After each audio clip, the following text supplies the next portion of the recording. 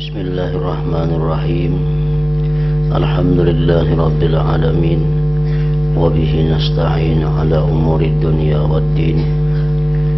Wassalatu wassalamu ala ashrafil anbiya wal mursalin, Sayyidina Maulana Muhammadin wa ala alihi wa sahbihi ajma'in.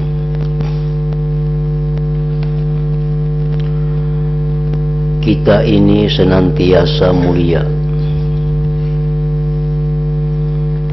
selama masih menjalani pada jalan imam-imam kita.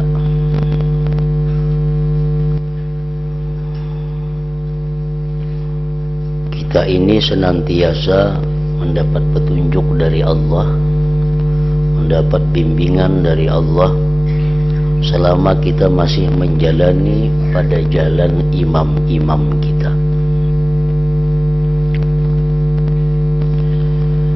Tempat ibadah kita dan tempat pengajaran kita.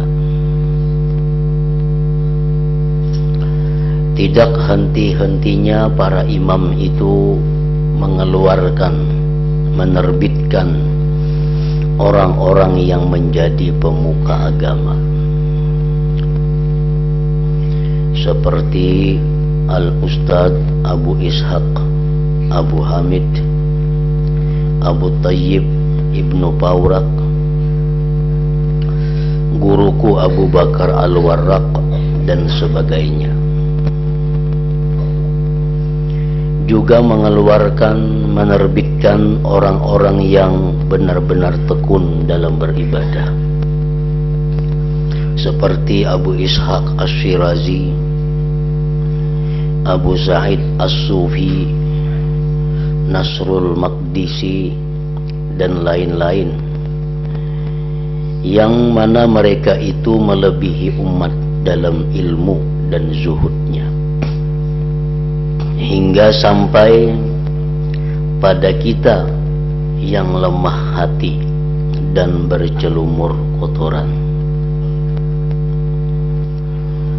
berupa perintang-perintang yang bahayanya lebih banyak dibanding dengan manfaatnya. Akhirnya urusan agama menjadi semakin mundur, himmah manusia terjelapak, berkah agama terbang, rasa enak dan manisnya ibadah hilang, sehingga jarang sekali orang beribadah yang bisa bening dan bersih ibadahnya, atau bisa memperoleh ilmu dan hakikat. Dan sungguh kelihatan memancar ilmu kita sekarang ini hanyalah dari bekas ulama yang berjalan di jalan ulama salaf dan guru-guru kita yang terdahulu, seperti Al-Harith Al-Muhasibi, Muhammad bin Idris Asy-Syafi'i, Al-Muzani, Harmalah, dan lain-lain yang menjadi pemuka agama. Para ulama ini sebagaimana dikatakan oleh seorang penyair, wa ma sahibul ayyama illa ta'affufa wa ma wajadu min hubbi sayyidihim budda, afadilu siddiquna ahlu wilayatin ila sayyidis sadati qad ja'alul kasada, tahallala ikdas sabri min kulli sabirin wa ma khalatil ayyamu min ikdihim uqda. Artinya ulama salaf itu seperti Imam Syafi'i tadi dan kawan-kawan beliau tidak menyertai hari-hari kecuali karena memelihara diri. Mereka tidak dapat menyingkir dari mencintai Tuhan mereka. Mereka adalah orang yang utama, bersungguh-sungguh ahli mendapatkan petunjuk Allah. Kepada Tuhan segala Tuhan, maksudnya Tuhan. Kepada Tuhan mereka menjadi tujuan. Ikatan kesabaran pasti terurai dari setiap orang yang sabar. Hari-hari tidak sepi dari ikatan mereka berupa kesusahan hati. Kita muslimin di masa-masa pertama menjadi raja, lalu sekarang menjadi orang pasaran. Dulu kita menjadi ahli menunggang kuda, tetapi sekarang menjadi orang yang berjalan kaki. Semoga saja kita tidak terputus dari jalan menuju keridhaan Allah sama sekali. Semoga Allah memberikan pertolongan atas musibah-musibah kita. Allah lah yang dimintai agar tidak mencabut sisa napas ini. Allah zat yang maha pemurah, mudah memberi agung anugerahnya, lagi pula maha pengasih. Tiada daya dan tiada kekuatan kecuali dengan pertolongan Allah yang maha luhur lagi maha agung.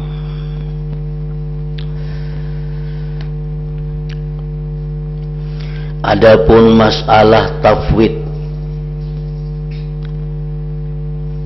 kesimpulan daripada masalah tafwid adalah, maka renungkanlah dua pokok berikut.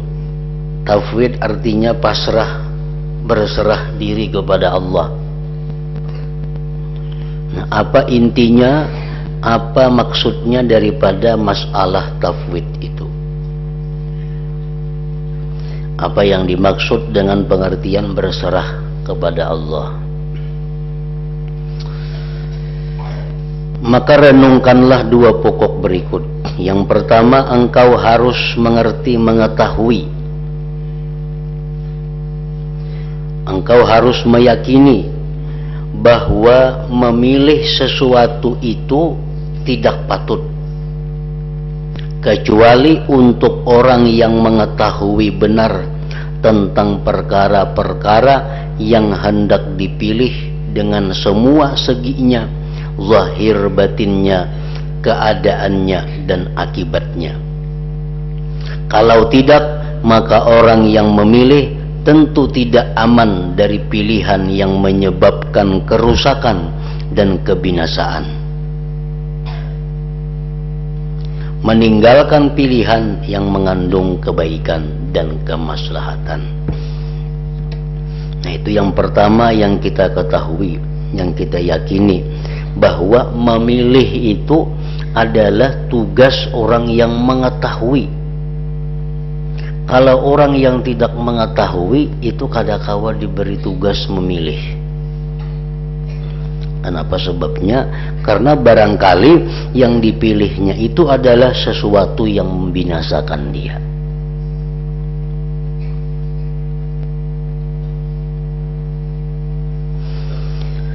Nah, jadi yang pertama, Imam Ghazali menegaskan bahwa orang yang memilih itu orang yang tahu seluk-beluknya dari segala sisinya, segala seginya.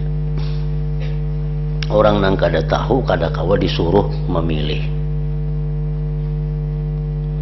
Orang buta contohnya, pilihakan bang, aku namana antara dua ini yang paling baik.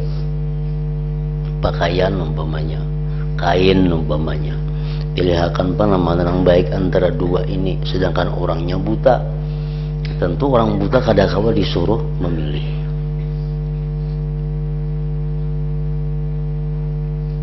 Andai kata dia memilih, maka pilihannya itu bisa menyebabkan nang kada baik di antara dua itu. Coba renungkan seandainya engkau berkata kepada orang pelusuk, pedalaman atau pengembala kambing, telitilah dirham ini, pilihkanlah untukku mana yang baik dan mana yang jelek. Orang pada laman nang kada tahu di dirham, orang pengembala kambing nang kada tahu mana dirham baik, mana dirham nang kada baik. Kita suruh na pilihakan na mana sagan kunang baik.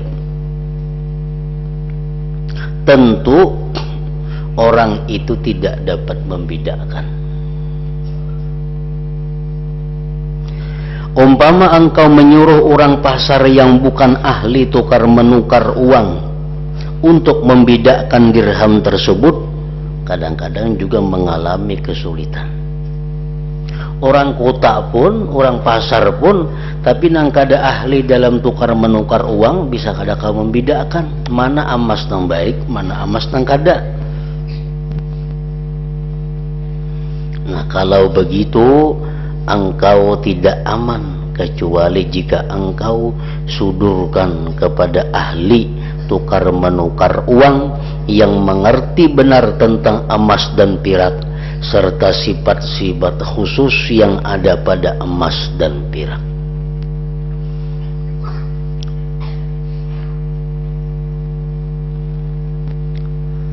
Ilmu semacam ini, yakni pengetahuan yang meliputi perkara-perkara dari segala segi, tidak pantas selain untuk Allah, Tuhan sekalian alam, Tuhan yang Maha Esa, yang tidak ada sekutu baginya. Nah, jadi memilihkan diri kita ini akan datang karena apakah kita ini jadi pegawai, apakah kita ini akan datang jadi petani, apakah kita ini akan datang jadi pedagang, adakah kita akan datang ini jadi pengusaha, apakah kita akan datang ini jadi peternak kambing, peternak ayam. Nang mana nang baik sagan kita di masa akan datang itu, nah kita kada tahu. Hendaknya kita minta pilihakan lawan orang nang tahu mana nang paling baik lawan kita, mana nang paling cocok dengan kita. Nah, nang tahu segala-galanya itu adalah Allah Subhanahu wa Ta'ala.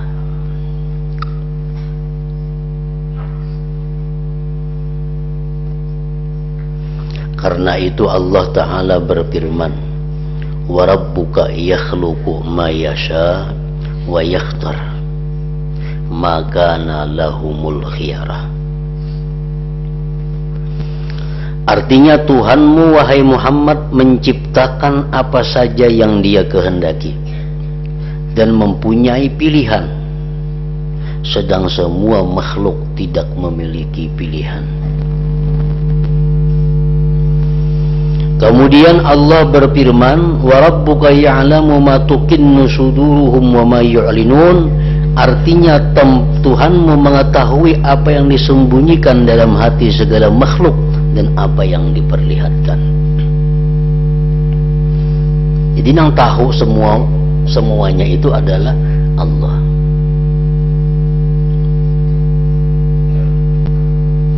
Nah, jadi artinya kalau kita hendak memilih profesi apa nang baik, itu minta pilihakan kepada Allah. Kada betah salah, kada betah luput, karena Allah mengetahui apa nang cocok nang patut kepada kita.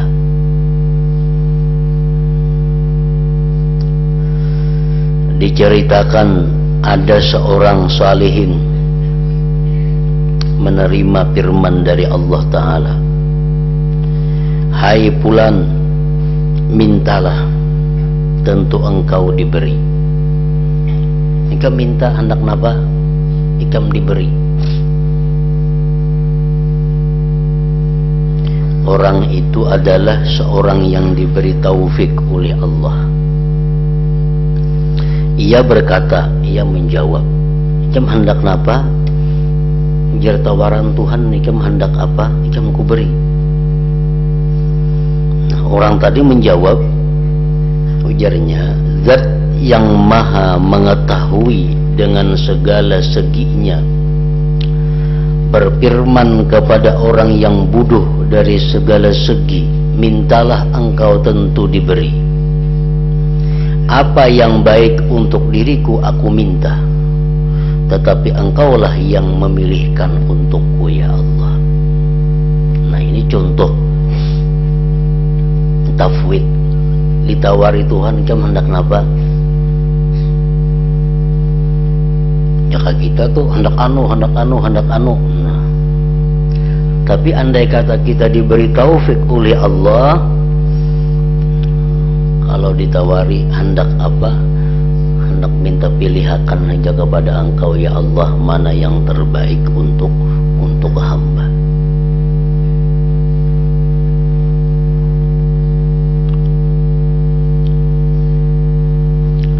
Karena misalnya hendak sugih, sedangkan kita kada tahu, barangkali sugih itulah yang menyebabkan kita masuk ke dalam neraka. Kada tahu. Hendak jadi pejabat, umpamanya ditawari bang, kita kada tahu, barangkali jadi pejabat itulah yang menyebabkan kita masuk dalam neraka. Hendak jadi ini, kada tahu kita nama yang baik untuk kita. Nah, hubungannya adalah hubungannya dengan doa.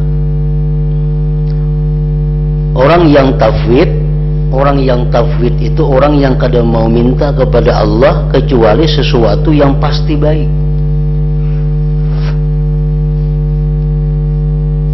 Yang pasti baik apa? Surga itu pasti baik.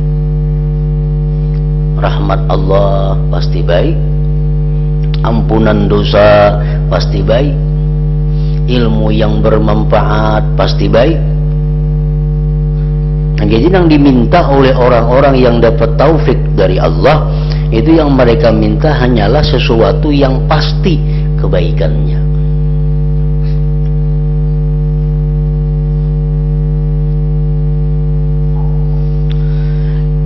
Coba jawab, andai kata seseorang berkata kepadamu,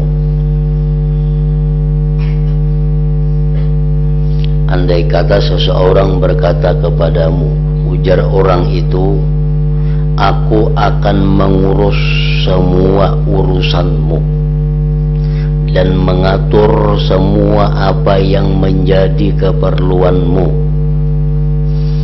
apa saja yang menjadi kemaslahatanmu. Jadi semua urusanmu hendaklah engkau serahkan kepadaku, dan engkau hendaknya menyibukkan diri kepada apa yang bermanfaat bagi dirimu.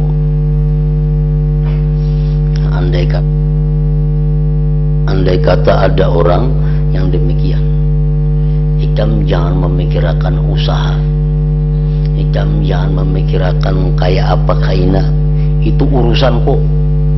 Kaina aku mengaturakan ikam supaya ikam baik, kaina aku mengurusakan segala urusan ikam, itu aku urusannya. Ikam hanya urus sesuatu yang sagan manfaat untuk diri ikam, itu aja. Sedangkan orang yang berkata semacam ini menurutmu adalah seorang yang paling alim di zamanmu, orang yang paling kukuh pendapatnya, paling kuat, paling balas kasih kepadamu, paling berhati-hati, paling jujur, dan paling menepati janji. Kayak apa kira-kira kita? Mau kada? Orangnya ini alim, orangnya ini sangat hati-hati, orangnya ini jujur, orangnya ini kuat, orangnya ini kaya. Memberi tawaran lawan kita, samuaan urusan ikam, anak ikam, bini ikam tuh aku. Ikam urus diri ikam aja kayak apakah, supaya nang bermanfaat lawan ikam. Urusan makan tuh urusanku, maaturakan urusan pencarian ikam gini aku nang maaturnya. Nah, andai kata ada orang seperti itu memberi tawaran kepada kita, apakah engkau tidak memanfaatkan kesempatan itu? Apakah hal ini tidak engkau anggap sebagai nikmat paling besar? tentu engkau merasa menerima bantuan yang besar dari orang tersebut. Engkau pasti menghaturkan syukur terima kasih kepadanya sebanyak-banyaknya. Kemudian apabila orang itu memilihkan sesuatu perkara untuk engkau yang tidak engkau ketahui kebaikannya, tentu engkau tidak bakal bosan pada pilihannya, melainkan percaya penuh dan tenang hati terhadap pengaturannya. Engkau tahu bahwa orang itu pasti memilihkan apa yang terbaik untukmu, dan ia tentu tidak mengawasi apapun selain apa yang membaguskan diri engkau, bagaimanapun bentuknya, sesudah engkau memasrahkan urusan engkau kepadanya, dan ia telah menanggung engkau. Kita sudah berpasrah, sudah bersarah lawan orang. Orang itu segala sifat sempurna ada pada dirinya. Kada sejauh-jauh kita berpasrah diri lawan dokter. Kita berpasrah diri lawan dokter. Ya dokter, jam pagi minum obat ini 3 kali sehari, siang obat ini, malam obat ini. Kita kada tahu obat ini sagan apa. Kebanyakan obat bisukan 3 biji suruh minum oleh dokter, siang 3 biji, malam 3 biji. Banyak obat diberi dokter, mana pahit, mana banyak. Kita manfaatnya kada tahu. Obat ini sagan mana, nang 3 macam nih, nang mana sagan ini, kita kada tahu. Cuma karena kita percaya dengan dokter, kita memasrahkan urusan kita lawan si dokter ini, sehingga apa yang disuruhnya kita, walaupun kita kada tahu apa tujuannya, tapi kita percaya bahwa apa yang diberi dokter itu adalah baik. Nah, apa yang diberikan dokter itu adalah baik. Ini contoh hubungan manusia dengan dokter dan dengan Allah Subhanahu wa ta'ala. Kita berpasrah kepada Allah. Ya Allah, urusan hidupku, urusan anak biniku, kuserahkan kepada Engkau. Aku yakin bahwa Engkau yang maha bijaksana, Engkau maha mengetahui, Engkau maha melindungi, Engkau tidak akan menyia-nyiakan kami sekeluarga. Nah, kita bersarah setiap hari kepada Tuhan demikian. Lalu esok hari diberi Tuhan, apakah nikmatkah diberi Tuhan, apakah kita meyakini bahwa ini baik? Kenapa? Karena kita sudah percaya bahwa Tuhan itu kadang akan memberikan yang kada baik kepada kita, walaupun yang kada sesuai dengan selera kita. Yang kayak berian dokter, orang kita selera lah, kada selera obat-obatan itu. Tapi karena kita percaya bahwa berian dokter ini baik untuk kebaikan kita, maka dengan senang hati kita minum, walaupun kita kada tahu apa manfaatnya obat-obatan itu. Nah, jika demikian, mengapa engkau tidak menyerahkan urusan engkau kepada Allah yang menguasai seluruh alam?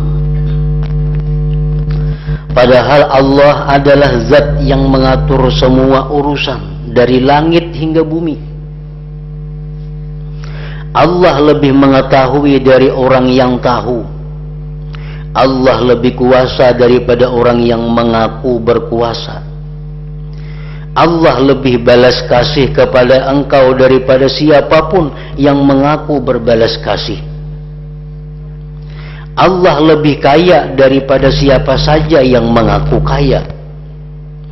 Mengapa engkau tidak menyerahkan urusan engkau kepadanya, agar dia memilihkan untuk engkau? Dengan kelembutan ilmunya dan kebaikan pengaturannya, memilihkan apa yang tidak tergapai oleh pengetahuan engkau dan tidak dapat ditemukan oleh pemahaman engkau. Sementara itu, engkau bisa menyibukkan diri dengan apa yang bermanfaat bagi diri engkau pada kemudian hari. Jadi waktu kita yang kita gunakan untuk mengatur masa depan kita itu kita serahkan kepada Allah. Waktu itu kita gunakan untuk sesuatu yang bermanfaat kepada kita di hari kemudian.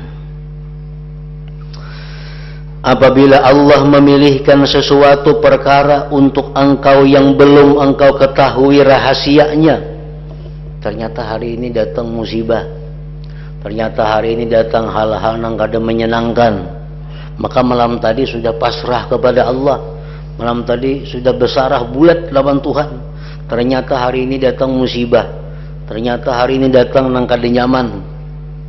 Nah, apabila Allah memilihkan sesuatu perkara untuk engkau yang belum engkau ketahui rahasianya, maka engkau ridha sebab pilihan itu, dan hati engkau tenang menghadap kepada Allah bagaimanapun keadaan engkau, sebab pilihan Allah pasti baik dan menyenangkan. Renungkanlah benar-benar ini. Jadi setiap kali kita pasrah kepada Allah, setiap kali kita menyerahkan kepada Allah, karena sesudah meyakini bahwa Allah itu paling sayang lawan kita, Allah lah yang paling memperhatikan kepada kita, Allah lah yang paling bijaksana mengatur masa depan kita. Dan sesudah kita mengetahui demikian itu, kita serahkan urusan kita kepada Allah. Tinggal yang kita urus, apalagi urusan ibadah kita, karena itu yang kita perlukan di hari kemudian. Nah, apabila sesudah kita menyerahkan perkara kepada Allah, andai kata datang sesuatu yang kada sesuai selera kita, yang kada cocok dengan hati kita, kita yakin bahwa ini adalah kebaikan untuk diriku yang sudah dipilihkan oleh Allah Subhanahu wa taala. Inilah yang terbaik yang kudapatkan daripada Allah. Nah, hingga situ ada pun ridha kepada ketentuan Allah. Ila hadratin Nabi sallallahu alaihi wasallam. Al-Fatihah.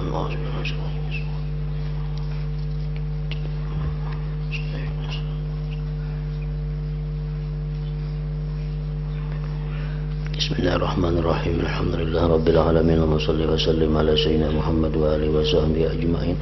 Allahumma ighfir lana ma akhtana wa ma ta'ammadna wa ma asrarna wa ma alanna wa ma asrafna wa ma anta a'lam bihi minna, antal muqaddim wa antal mu'akhir, la ilaha illa anta. Sallallahu alaihi sayyidina Muhammad wa alihi wa sallam.